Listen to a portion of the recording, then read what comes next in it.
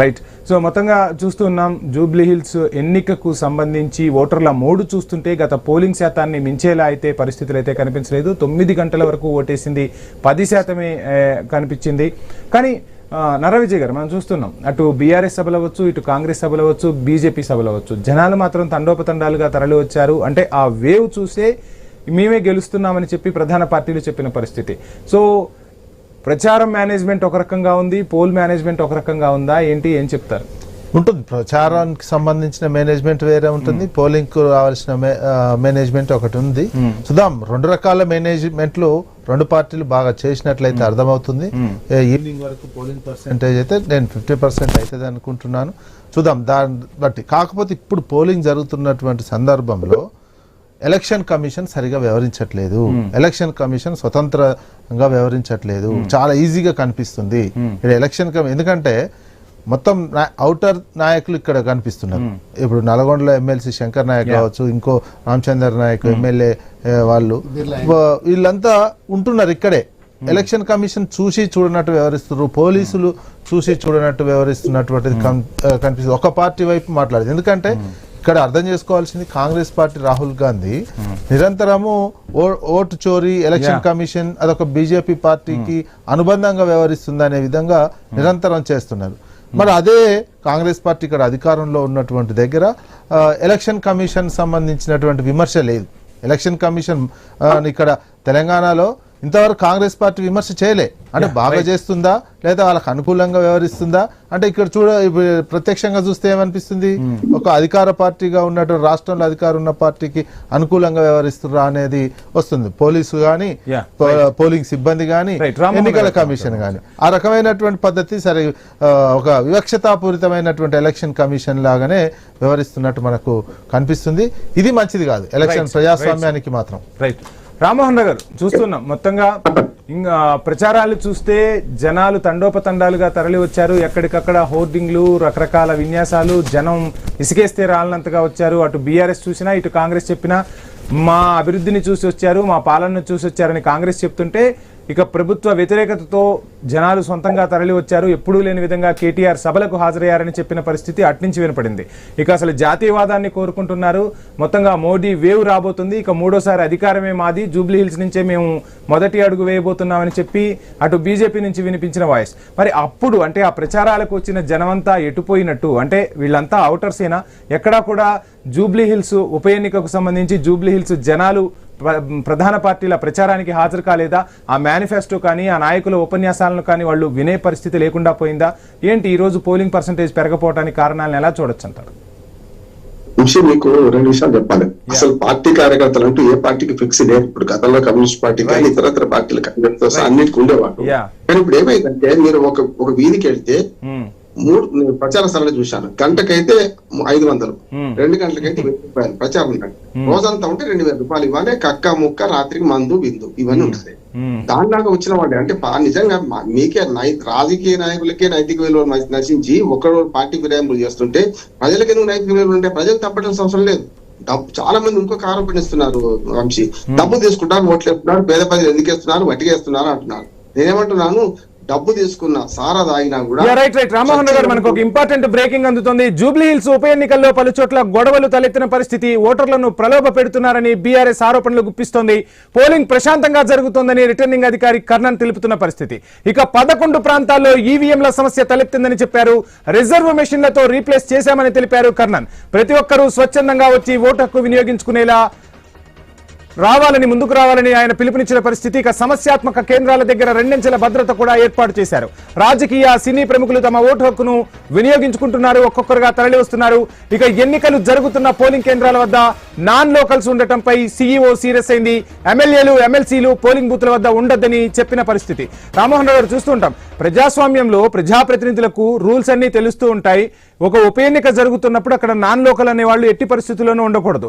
Clear cut గా మీడియాకు కనిపించేలాగా ఎమ్మెల్యేలు, ఎమ్మెల్సీలు కనపడటాన్ని ఎలా చూడాలంటారంటే నాయకుల్ని చూసి ప్రజలు నేర్చుకోవాల్సిన అవసరం ఉంటుంది. కానీ ఆ నాయకులే దారి తప్పుతుంటే ఏంటి పరిస్థితి? సో ఏం చెప్తారు? నైతిక విలువలతో నాయకులు ఉండాలి, కానీ అది ఆశించలేము. కానీ ఇప్పుడు నేను 3 సార్లు వెళ్ళి వచ్చాను, నాన్ లోకల్. నేను ఎన్నికల పరిశీలకుడుగా లేకపోతే ఎన్నికల నిఘా వేదిక వారి ద్వారా పరిచయం చేసి వచ్చేసాను. బయటకు రావాల్సింది, మనం ఎవరు ఉండడానికి వీలేదు. కానీ జరుగుతుందంటే ఎన్నికల కమిషన్ కత్తి చూడంగానే కళ్ళు మెరిసిన సామెత వెనకట. అన్ని బాగా బ్రహ్మాండంగా ఉత్తర కుమార ప్రకారం వాళ్ళు నడుపుతారు. 17 రకాల ఏర్పాట్లు చేశారు, చాలా మంచి ఏర్పాట్లు చేశారు. కాదండి, సెల్ ఫోన్ డిపాజిట్ కేంద్రం పెట్టారు ఈసారి కొత్తగా. అట్లానే మనకు అభ్యర్థుల ఫోటోలు వేశారు, వెబ్ కాస్టింగ్ చేస్తున్నారు, మనకు ఏమంటారు మన డిజిటల్ అన్ని ఏర్పాట్లు చేశారు. ఆఖరికి డ్రోన్ల ద్వారా పరిశీలన చేస్తున్నారు. అద్భుతంగా, అంటే అన్ని ఉన్నాయి కానీ అల్లున్నాడు సెల్లాగా, అంటే అద్భుతాలు అన్ని చేశారు. కానీ అసలు సంగతికి వచ్చేకల్లా దీన్ని నివారించలేకు, డబ్బు పంపిణీ నివారించలేకపోయారు, సారా పంపిణీ నివారించలేకపోయారు. మూడోది ఏంటంటే నేను చెప్తున్నాను కదా, ఇప్పుడు నాన్ లోకల్స్ కూడా వచ్చేస్తున్నారు కనుక వెంటనే వీళ్ళని అరెస్ట్ చేయాలి, బయటకు పంపించాలి. అరెస్ట్ అంటే అదుపులో తీసుకోవాలి, అదుపులో తీసుకొని బయటకు పంపించాలి. నేరం కూడా నాన్ లోకల్స్ ఉండొద్దు అనే ఒక రూల్ ఉన్నప్పుడు నేరం కూడా పంపించాలి. నేను 2 చెప్తున్నాను. ఇవాళ రాజకీయ నాయకులు చెడిపోయినట్టే ప్రజలు చెడిపోలే. ప్రజలు ఏమంటే చచ్చిన దానికి వచ్చిందే కట్టడం తీసుకుందాం, సబ్కా సున్నా అప్నా కర్మ అంటున్నారు. ఇవాళ ప్రజల తీర్పును అవమానించొద్దు. పేదల ఆశల మీద ప్రజాస్వామ్యం బతుకుతుంది. ఈ పేదల ఓట్ల ద్వారా జరుగుతుంది. పెద్దలు మారాల్సిన అవసరం ఉంది, చదువుకున్న వాళ్ళు మారాల్సిన అవసరం ఉంది. వీళ్ళందరికీ విజ్ఞప్తి మనం ఒకటే, మీకు ఎవరు ఇష్టం లేకపోతే నోటాకైనా ఓటేయండి, రండి అంటున్నాం. రెండోది కూడా చెప్తున్నాడు, ఇన్ని మంచి ఏర్పాట్లు చేసినప్పుడు మీరు అన్న ఇంత మంచి ఉదాహరణ చెప్పారు వంశీ. ఇప్పుడు సినిమాలకు కానీ ఏదో పెద్ద పెద్ద కచేరీలకు కానీ అడ్డగోలుగా పోతున్నారు కదా, దూరం నిలబడుతున్నారు కదా, ఇటువంటి అప్పుడు ఎందుకు నిలబడతలేరు అంటున్నాడు. అంటే ఓటు మన బాధ్యత, మన గౌరవం అనే మాట ఒకటి. ఈ ప్రభుత్వాన్ని మార్చేసి కాకపోవచ్చు, వాళ్ళ మార్చే ఎన్నిక కాకపోవచ్చు, కానీ ప్రభుత్వాలు బుద్ధి చెప్పే ఎన్నిక అంటున్నాడు. ప్రతిపక్షాన్ని కానీ ప్రభుత్వాన్ని కానీ. అంటే మనకు రెఫరెండం లాంటిది, లిట్మస్ టెస్ట్ లాంటిది. ఈ 3 పార్టీల మధ్య పోటీలో ఇప్పటిదాకా చూస్తే మీరు 30% ఓట్లతోనే వీళ్ళు గెలుస్తున్నారు. అంటే పండ కొట్టారు. ఇంతకుముందు విజయ్ గారు చెప్పారు కదా, 4 లక్షలలో 25-30% ఓట్లు లేవు. ఉన్నా కూడా వాళ్ళు ఇక్కడ లేరు. అద్దెకుండి పోయిన వాళ్ళు ఉన్నారు, 2 రాష్ట్రాల్లో ఓట్లు ఉన్న వాళ్ళు ఉన్నారు. ఇప్పుడు విజయవాడలో ఉంటాయన ఈ ఎన్నిక కోసం అయితే ఓటింగ్ అయితే రాడు కదా, ఇక్కడ ఉంటుంది అక్కడ ఉంటుంది. వరంగల్లో ఉన్నాయనైతే రాలేడు కదా. అందుకని ఇట్లా 2-3 చోట్ల ఓట్లు ఉన్న వాళ్ళందరూ కలిస్తే చచ్చిపోయిన వాళ్ళ ఓట్లు, లేకుంటే 2-3 చోట్ల ఉన్న వాళ్ళ ఓట్లు, అసలు వాళ్ళు ఎప్పుడో ఉండి వెళ్ళిపోయిన వాళ్ళ ఓట్లు, ఇవన్నీ 1,00,000కు పైగా ఉంటాయి. నిజంగా చెప్పాలంటే సార్ SIR చేయడం వల్ల ఇది బాగుపడుతుందని నేను అంటున్నాను. అంటే ఇప్పటికీ 4 లక్షల ఓట్లలో 1,00,000 ఓట్లు తీసేస్తే మొత్తం దేశం, మన రాష్ట్రంలో ఉన్న మొత్తం ఓటర్లు చూసుకున్నా, దేశంలో ఉన్న ఓటర్లు చూసినా 20% ఎక్సెస్ ఓటర్స్ ఉన్నారు. అది SIR ద్వారానే సాధ్యం అవుతుంది. మన రాష్ట్రంలో ఈసారి మొదటి విడత లేదు, కానీ వచ్చే విడత వచ్చినప్పుడు జూబ్లీ హిల్స్ అసలు ఓటర్ లిస్ట్ 3 లక్షలే. అది జరుగుతుంది చూడండి. రైట్. జంగయ్య గారు, మొత్తంగా చూస్తున్నాం ఓటర్లు అయితే పోలింగ్ బూతులకు తరలి రాని పరిస్థితి. సో పార్టీల ప్రచారానికంటే చెప్పినట్టుగా రకరకాల విన్యాసాలతో ఏ పార్టీకి ఆ పార్టీ తన బలాన్ని చూపించుకునే ప్రయత్నం చేస్తోంది.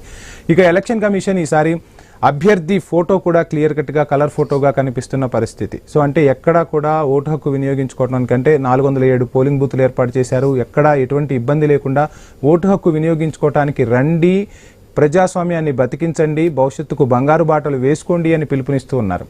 ఇటు రాని జనం రకరకాలుగా, అంటే డబ్బులు చెల్లించి అక్కడ తీవ్ర ఒత్తిళ్లకు లోనయ్యి సినిమా హాల్స్ దగ్గర తొక్కిసలాట్లు చూస్తున్నాం, మాల్స్ దగ్గర తొక్కిసలాట్లు చూస్తున్నాం.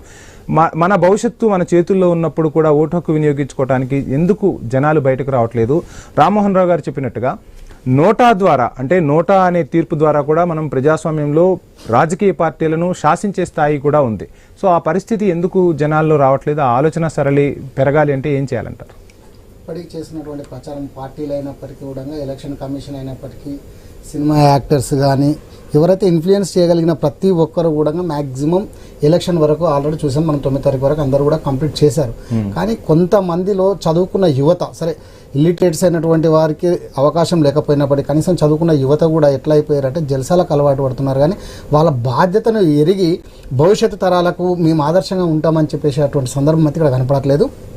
నిజంగా ఈ రోజు ఉన్నటువంటి యువత కూడా ఆలోచించాల్సిన అవసరం ఉంది. ఎందుకంటే ఈ 4 లక్షల ఓట్లు ఏదైతే మనం అనుకుంటున్నామో జూబ్లీ హిల్స్, దీన్ని 4 కోట్ల జనాలు ప్రతి ఒక్కరు తెలంగాణ వ్యాప్తంగా ఈ ప్రభావం చూపేటువంటి సందర్భం కనపడుతుంది. మనకు బ్రేకింగ్ అందుతోంది. జూబ్లీ హిల్స్ పోల్ కి సంబంధించి ప్రెసెంట్ పర్సెంటేజ్ అయితే 20.76% నమోదైంది. మనం డిస్కస్ చేస్తున్నట్టే గంటకు 5% అయితే ప్రస్తుతం కనిపిస్తున్న పరిస్థితి. అంటే ఇంకా 6:30-7 వరకు పోలింగ్ సాగినా కానీ సో మనం అనుకున్న పర్సంటేజ్ వచ్చే అవకాశం ఉంటుందా? ఈ పర్సంటేజ్ ఎంతవరకు అభ్యర్థుల గెలుపోవటంలపై ప్రభావం చూపుతుందంటారు? ఏం చెప్తారు నారా విజయ్ గారు?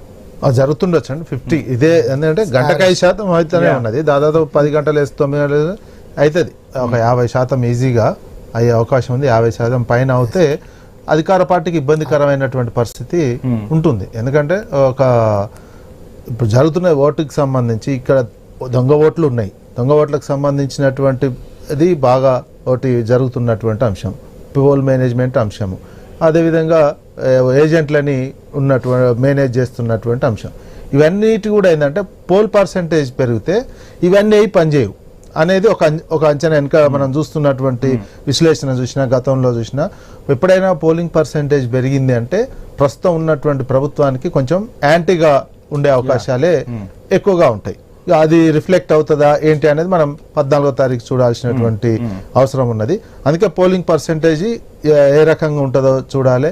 అదేవిధంగా పోలీసులు వ్యవహరిస్తున్నటువంటి తీరు కూడా ఎన్నికల సందర్భంగా ఇది పద్ధతి కాదు. ఎందుకంటే ఇది ఒక సంప్రదాయం. ఇప్పుడు ఈ ఎలక్షన్ కమిషన్ కావచ్చు, ఆఫీసర్స్ కావచ్చు, ఈ ఒక పార్టీకి అనుకూలంగా వ్యవహరించారనుకోండి, ఇక భవిష్యత్తులో కూడా ఏ ఎలక్షన్ జరిగినా ఈ గవర్నమెంట్ కాదు ఇంకో గవర్నమెంట్ ఉంటుంది, ఇంకో గవర్నమెంట్ ఉన్నా సేమ్ ఇదే కంటిన్యూ చేస్తారు.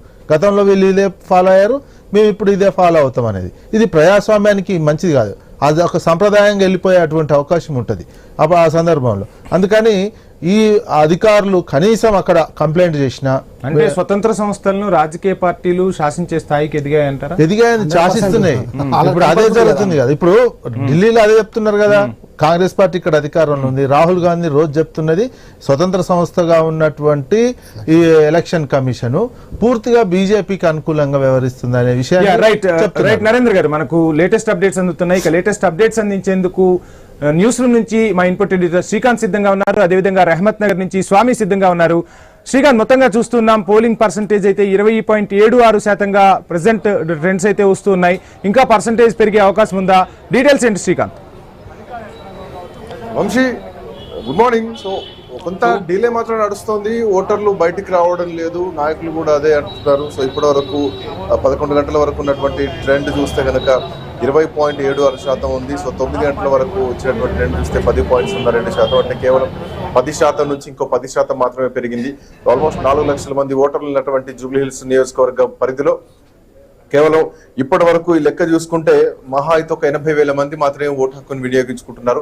ఇంకా 3 లక్షల మంది ఓటు హక్కును వినియోగించుకోవాలి. దాంట్లో ఎంతమంది బయటకు వస్తారన్న చూడాలి. ఎందుకంటే ఇప్పటి వరకు ఎప్పుడు కూడా మహా అయితే 1,82 లక్షల ఓట్లు పోలైనటువంటి సందర్భాలు లేవు.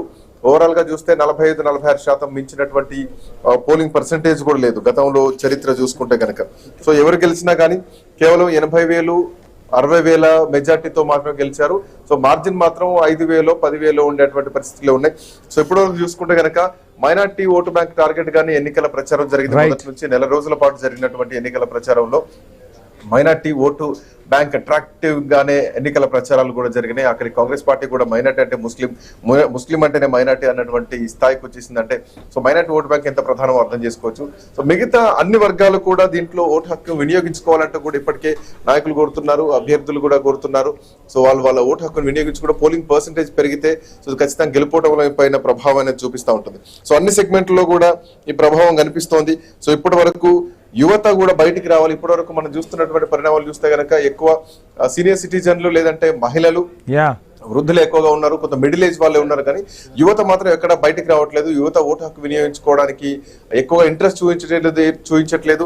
సో ఎన్నికలంటే పోలింగ్ డే అంటే ఏదో ఒక హాలిడే లాగా చూస్తున్నారు హైదరాబాదీస్. మొదటి నుంచి హైదరాబాదీస్ మీద ఈ ముద్ర ఉంది. సో మరొకసారి బైపోల్ టైంలో ఇది ఇంకా పెరుగుతారని అనుకున్నారు, బట్ అట్లాంటి పరిస్థితులు మాత్రం కనిపించట్లేదు.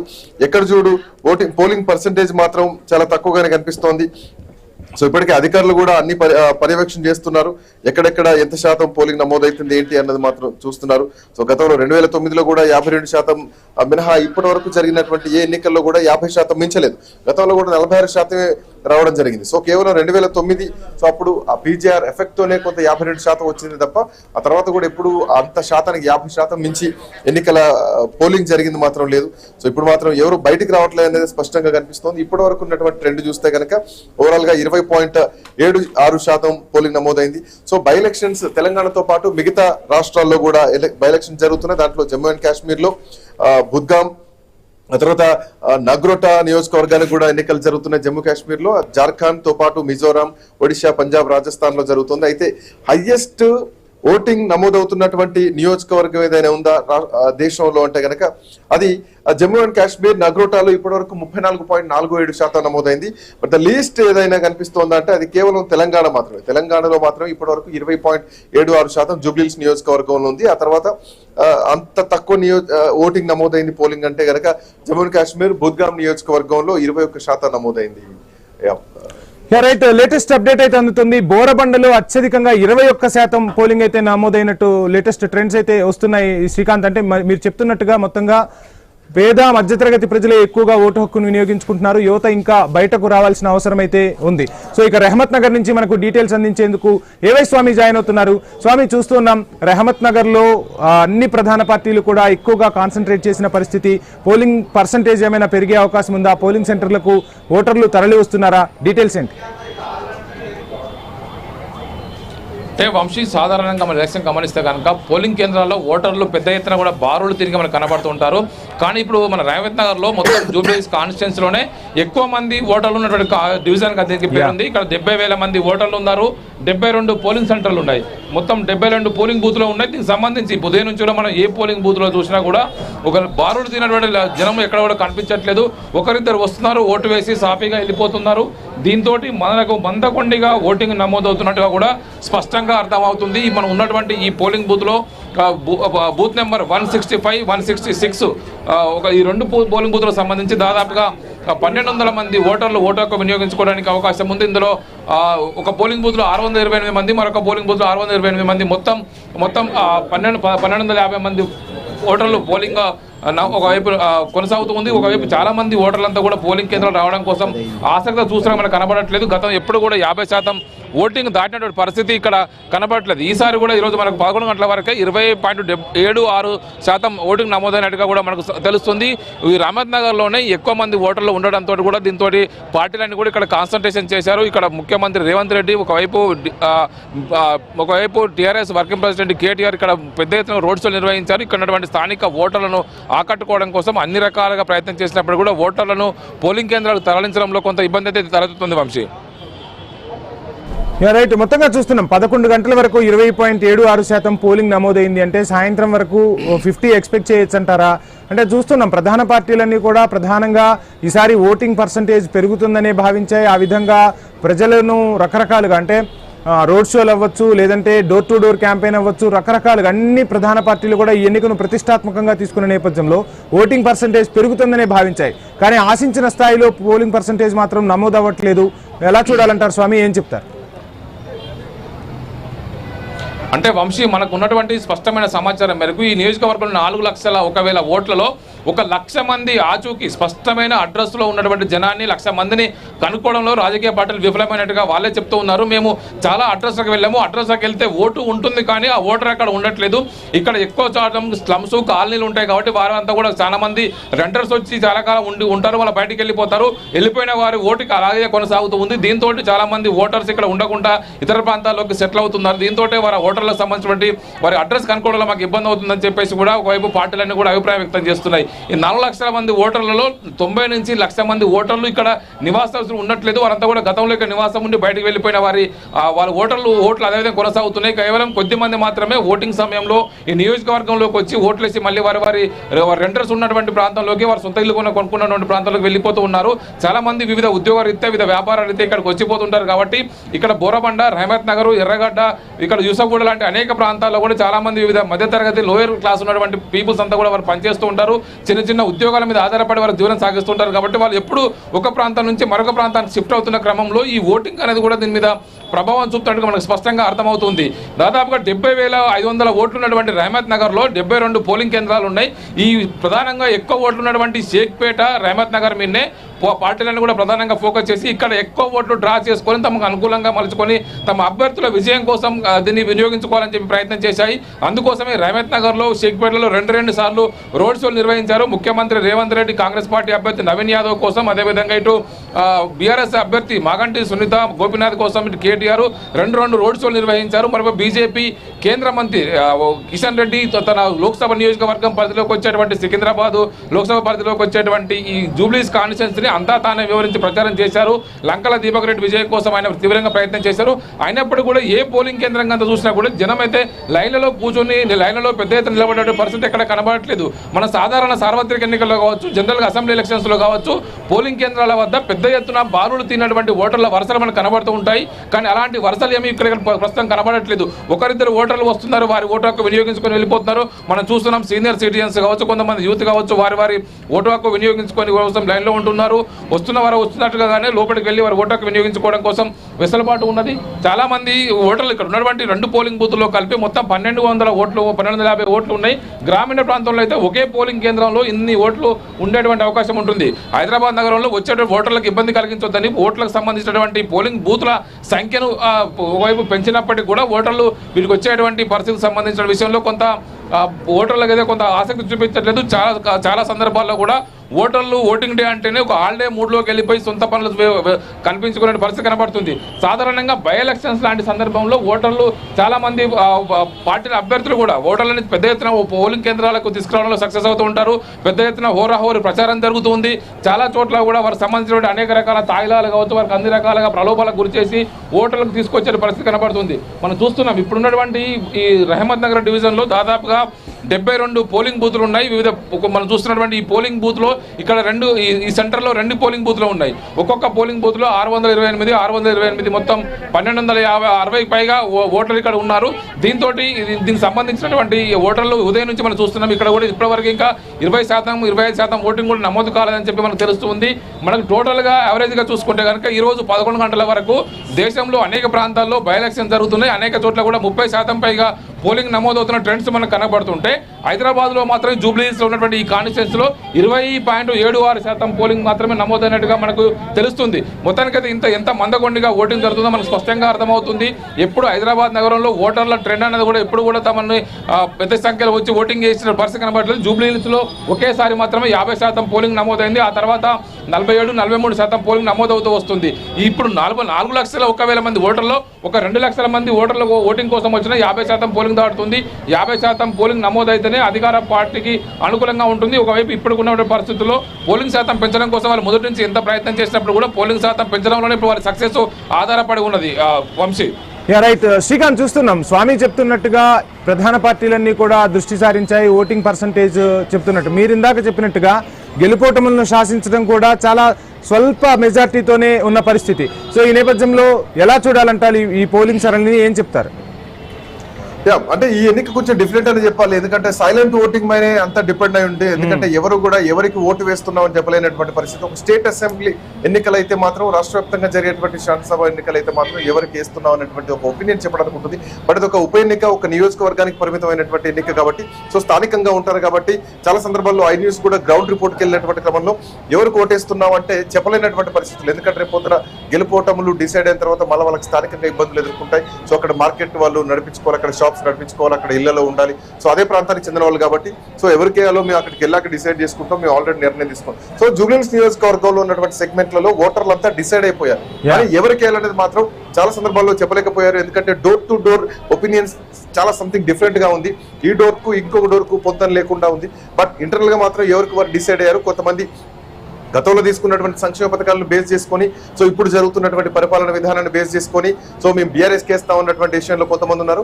లేదు స్థానికంగా ఉన్నారు, మాకు కష్టం వచ్చినా నష్టం వచ్చినా ఆదుకునేటువంటి వ్యక్తి ఉన్నదే 2 సంవత్సరాల ఇంకా పర్యాయం కాబట్టి, సో ఈ సందర్భంగా సో ఈ జరిగిన నవీన్ యాదవ్ను గెలిపించుకుంటాం అన్నటువంటి ధోరణిలో ఇంకొంతమంది ఉన్నారు. కానీ ఈ ప్రభుత్వానికి బుద్ధి చెప్పాలి అన్నటువంటి ధోరణిలో చాలా ఇంకొంతమంది సెక్టార్ కూడా కొన్ని సందర్భాల్లో చాలా అంశాల్లో ఐ న్యూస్ గ్రౌండ్ రిపోర్ట్ లో కూడా కనిపించింది.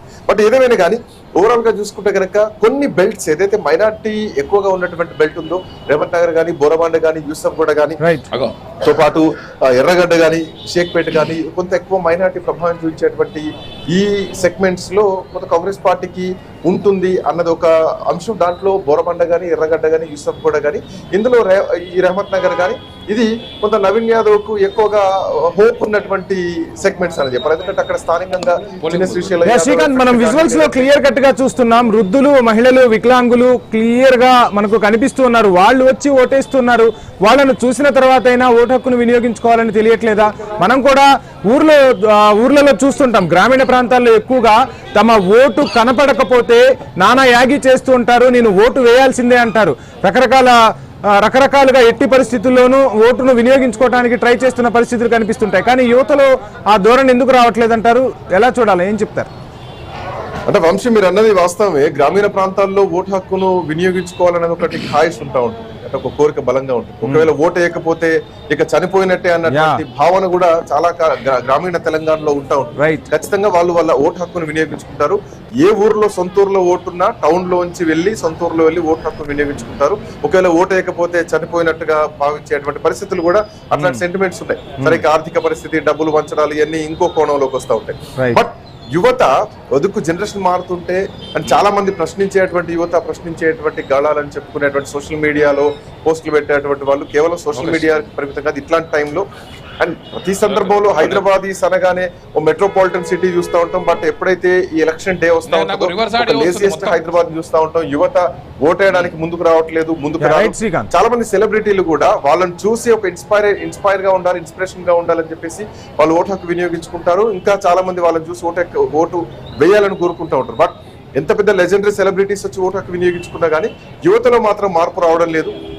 యువత ఓటు హక్కు వినియోగించుకోవడం మాత్రం పెద్దగా ముందుకు రావడం లేదు. సో ఇప్పుడు ఆల్మోస్ట్ ఈ సెగ్మెంట్లు ఏవైతే ఉన్నాయో ఒక్కొక్క సెగ్మెంట్ లో ఎంత లేదన్నా 60,000, 50,000 పైచులకే ఓట్లు ఉన్నాయి. ఒక రేవంత్ నగర్ డివిజన్ దాదాపు 70,538 ఓట్లు ఉన్నాయి. సో దాంట్లో అంటే ఎవ్రీ 10,000 ఓట్లకు ఒక పోలింగ్ బూత్ ఏర్పాటు చేశారు. 70,000కు రేవంత్ నగర్ లో 72 పోలింగ్ బూత్లు ఏర్పాటు చేశారు. షేక్పేటలో 70,000 ఓట్లు ఉన్నాయి, 70,546 ఓట్లు ఉంటాయి. అక్కడ కూడా 70 పోలింగ్ బూత్లను ఏర్పాటు చేశారు. ఆ తర్వాత 63 ఎర్రగడ్డలో 60,000 ఓట్లు ఉన్నాయి, అక్కడ 60 పోలింగ్ బూత్లు ఏర్పాటు చేయడం జరిగింది. ఈవెన్ వెంగళరావు నగర్ లో కూడా 54,000 ఓట్లు ఉంటాయి కనుక అక్కడ కూడా 56 పోలింగ్ బూత్లు ఏర్పాటు చేయడం జరిగింది. 58 బోరబండలో కూడా 52,754 ఓటర్లు ఉంటే అక్కడ కూడా 50 పోలింగ్ బూత్లు ఏర్పాటు చేయడం జరిగింది. తక్కువగా ఉన్నటువంటి ఓట్లు ఎక్కడ అంటే హైదరాబాద్ ఈ జూబ్లీ సెగ్మెంట్ లో 32,000 ఓట్లతోటి సోమాజిగూడలో ఉంది, అక్కడ కూడా 38 పోలింగ్ బూత్లు. ఇంత పోలింగ్ బూత్లు ఏర్పాటు చేసి ఎవరికి ఎలాంటి ఇబ్బందులు లేకుండా అంటే ప్రశాంతంగా వచ్చి ఓటు హక్కు వినియోగించుకోలే లాంటి పరిస్థితులు క్రియేట్ చేసిన ఎన్నికల కమిషన్ ఓటు హక్కు వినియోగించుకోవడంలో మాత్రం యువత ప్రతిసారి వెనకడుగే వేస్తున్నారు. యువత ప్రతిసారి ఇంట్రెస్ట్ చూపించడం లేదు. సో ఇప్పటికీ ఇంకా సమయం ఉంది. సో ఇప్పటి వరకు మనం చూస్తున్నటువంటి ప్రకారం చూస్తే గనక 9 నుంచి 10 గంటల 9 o'clock వరకు చూస్తే గనక 10.02% పోలింగ్ నమోదైంది. అంటే కేవలం ఒక 20,000 ఓట్లు నమోదైనాయని చెప్పాలి. కేవలం 40,000 ఓట్లు పడ్డాయని మనం అంచనా కోసం అనుకోవచ్చు.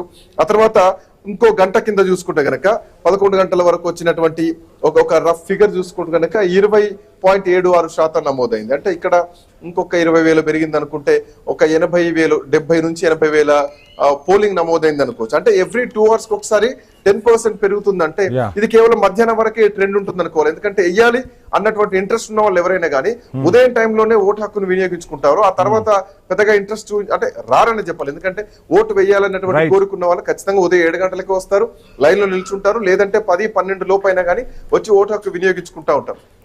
అండ్ దూరం ప్రాంతాల్లో ఉన్న వాళ్ళైతే ముందే వచ్చి ఓటు హక్కు వినియోగించుకుంటా ఉంటారు. కాబట్టి ఎంత లేదన్నా 12-1 గంట వరకే మనం ఎంత ట్రెండ్ కొనసాగింది అన్నది అంచనా వేయొచ్చు. సో ఇట్లా చూసుకుంటే గనక మనం 3 గంటలకు 5 గంటల వరకు చూసుకుంటే గనక 50% అయ్యేటువంటి పరిస్థితులు కనిపిస్తున్నాయంటే కొంత క్వశ్చన్ మార్క్ అయితే కనిపిస్తుంది. బట్ ఏదేమైనా కానీ యువత మాత్రం ఓటు హక్కు వినియోగించుకోవడంలో ఇంకా నిర్లక్ష్యం వహిస్తున్నారు. సో ఇప్పుడు ఇంట్లోంచి ఇప్పటికైనా బయటకెళ్ళి ఓటు హక్కును వినియోగించుకుంటే ఒక సరైనటువంటి నాయకుడి ఎన్నికను ఈ రోజు మనం చూడొచ్చు. బట్ చూడాలి ఎట్లాంటి పరిణామాలు ఉండబోతున్నాయి. రైట్ నర్రా విజయ్ గారు, చూస్తున్నాం మొత్తంగా ఎక్కడే చూసినా బోరబండ అవ్వచ్చు, ఎర్రగండ అవ్వచ్చు, ఇన్పుట్ ఎడిటర్ శ్రీకాంత్ చెప్తున్నట్టుగా ఎక్కడ కూడా జనాలు పెద్దగా తరలి రావట్లేదు. విజువల్స్ లో క్లియర్ కట్ గా చూస్తే వృద్ధులు, వికలాంగులు వచ్చి ఓటు హక్కు వినియోగించుకుంటున్న పరిస్థితి. సో ఏంటి అసలు జూబ్లీ హిల్స్కి వచ్చేసరికి ఉప ఎన్నిక అత్యంత ప్రతిష్టాత్మకంగా ప్రధాన పార్టీలు తీసుకున్న ఓటర్ను బూత్ వరకు తీసుకురాలేకపోయాయని మనం భావించాల్సి ఉంటుందా? ఏం చెప్తారు? తీసుకురాలేకపోవడానికి వాళ్ళ బాధ్యత కూడా ఉంటుంది. ప్రజలు యాజ్ ఏ ఉన్నటువంటి నేపథ్యంలో ఒకళ్ళు ఓటు రాలేదని బాధపడే వాళ్ళు ఉంటారు. ఓటు హక్కు వచ్చి వినియోగించుకోలేకపోవడం అంటే వాళ్ళ బాధ్యత విస్మరించినట్టే అనుకోవాల్సినటువంటి అవసరం ఉంటుంది. ఒక అనారోగ్యం, తీవ్రమైనటువంటి అనారోగ్యం ఉంటే తప్ప కంపల్సరీగా వచ్చి ఓటు వేయాల్సినటువంటి అవసరం ఉంది. అది బాధ్యత, రెస్పాన్సిబిలిటీ.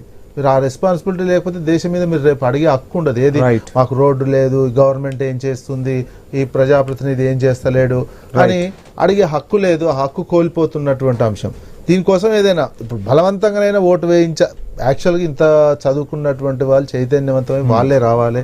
ఇన్ని పార్టీలు ఇంత ప్రచారం చేశాయి, వాళ్ళకు కూడా కనీసం ఒక కనీస బాధ్యత. ఒక్కరోజు మేము ఒక ప్రజాస్వామ్యం, ఇంత పెద్ద దేశం, నేను ఎలక్షన్ కమిషన్ కూడా విస్తృతంగా ఏర్పాట్లు చేసిన పరిస్థితి, ఏ పోలింగ్ కేంద్రం దగ్గర కూడా బారులు తీరే పరిస్థితి కూడా లేదు. బాధితారాహిత్యమైనటువంటి వాళ్ళని ఏ రకంగా చేయాలో, ఏ రకమైనటువంటి చర్యలు తీసుకోవాలనేది కూడా డెమోక్రసీలో ఆలోచించాలి. డెమోక్రసీలో లేకపోతే డెమోక్రసీ నిలబడదు. డెమోక్రసీ క్రమక్రమంగా దానివల్ల ఏమైందంటే చెడు నాయకత్వం వస్తుంది. చదువుకున్న వాళ్ళు ఒక రకంగా ఆలోచించకపోతే మీరు చెడు నాయకత్వం భారతదేశాన్ని లీడ్ చేసే అవకాశం ఉంటుంది. అప్పుడు ఏమైతుంది, మొత్తం వాళ్ళ కొంప కూడా తగలబడిపోతుంది. చెడు నాయకత్వం ఎప్పుడైతే లీడ్ చేస్తుంది, పరిపాలిస్తున్నది అనుకోండి, అన్ని వ్యవస్థలు నాశనం అయిపోతాయి. చోటికే ముప్పు వస్తుంది. రాకుండా ఉండాలంటే అది ఆలోచించాల్సినటువంటి అవసరం. అప్పటికప్పుడు మొత్తం అయిపోయినాక అనుకుంటే ఏముండదు, చేతులు గాలినాక ఆకులు పట్టుకునేటువంటి పరిస్థితి ఉంటుంది. అప్పటికప్పుడు మళ్ళీ చేంజ్ చేయలేనటువంటి సిచ్యువేషన్ ఉంటుంది. అందుకే ఓటింగ్కు రావాలి, ఓటింగ్కు వచ్చి ప్రతి ఒక్కరూ బాధ్యతగా భావించి ఓటేయాల్సినటువంటి లాగా తీసుకొని ఓటేయాల్సిందిగా మనం కోరుతున్నాం. ఈ రకంగా దానికి చట్టాలు ఏమైనా చేంజ్ చేసేది ఉంటే కూడా చట్టాలు చేంజ్ చేయాల్సినటువంటి అవసరం ఉంది. రైట్ జంగయ్య గారు, మొత్తంగా చూస్తున్నాం విజువల్స్ లో క్లియర్ కట్ గా కనిపిస్తోంది. 80-90 ఏళ్ల వృద్ధులు కూడా వచ్చి ఓటు హక్కు వినియోగించుకుంటూ ఉన్నారు. ఇందాక ఇన్పుట్ ఎడిటర్ శ్రీకాంత్ చెప్పినట్టుగా గ్రామీణ వాతావరణాన్ని చూస్తే ఓటు హక్కు ఆ ఓటర్ లిస్ట్ లో పేరు లేకపోతే చనిపోయిన కింద లెక్క, ఖచ్చితంగా నా పేరు చేర్చండి, నేను ఓటు వేయాల్సిందే అని చెప్తూ ఉంటారు. సుదూర ప్రాంతాల నుంచి కూడా తరలి వచ్చి ఓటు హక్కు వినియోగించుకుంటున్న పరిస్థితి. హైదరాబాదులో యువత ఎందుకని ఓటు వేయటానికి బయటికి రావట్లేదు? చాలా మంది కూడా అంటే పోలింగ్ డే అంటే అదొక హాలిడే లాగా తీసుకుంటూ ఉన్నారు. కానీ సోషల్ మీడియాలో విపరీతమైన పోస్టులు పెడుతూ ఉంటారు, ప్రభుత్వాన్ని ప్రశ్నిస్తూ ఉంటారు, ప్రతిపక్షాన్ని ప్రశ్నిస్తూ ఉంటారు. కానీ ఎందుకని ఓటు హక్కుని ఎందుకు వినియోగించుకోలేదు? ఇక్కడ ఒక విషయం అండి, మనం ఇంతకుముందు తీసుకున్నట్లయితే వృద్ధులు అని చెప్పేసి మీరు అన్నారు కనుక, ఆల్రెడీ అంటే అవయవాలు బాగాలేకనో, ఆరోగ్యం బాగాలేకనో ఇంటి దగ్గరే పోలింగ్ కేంద్రానికి రాలేని వాళ్ళని రిజిస్ట్రేషన్ చేసుకోమంటే దాదాపు 103 మంది జూబ్లీ హిల్స్ ఎలక్షన్